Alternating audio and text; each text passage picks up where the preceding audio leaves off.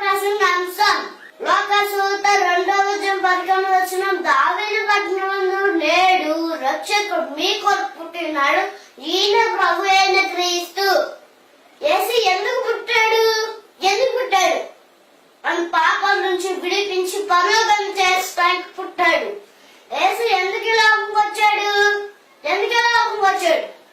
నశించి దాన్ని వెలికి రక్షించకు మనిషి కుమారి లోకంకు వచ్చెను. పాపంలో పోతున్న మనల్ని రక్షించి పరలోకం చేస్తానికి వచ్చాడు.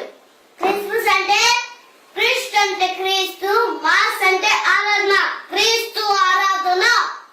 క్రిస్మస్ అంటే కొత్త బట్టలు పిండి మాత్రమే కాదు.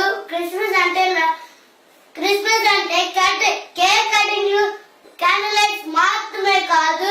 క్రిస్మస్ అంటే డాన్స్లు, లైటింగ్లు మాత్రమే కాదు. క్రిస్మస్ అంటే తినడం తాగడం మాత్రమే కాదు. వాటన్నిటికంటే ముందు క్రీస్తుని హృదయంలో కలిగి ఉండడమే నిజమైన క్రిస్మస్. దాదాపు ఎప్పుడో పుట్టాడు కానీ ఇప్పుడు పుట్టాల్సింది నీ హృదయంలో. యేసుకి నీ హృదయం కావాలి. ఇచ్చే గిఫ్ట్ ఏంటంటే నీ హృదయం యేసుకి ఇచ్చే గిఫ్ట్. నీ హృదయం యేసుకి జోడిస్తే ఆయన కలిగివాన్ని, ఆయన ప్రేమని, అసలు చేసిన త్యాగాన్ని, మనకిచ్చిన రక్షణను పాపంలో నశించిపోతున్న వారికి మన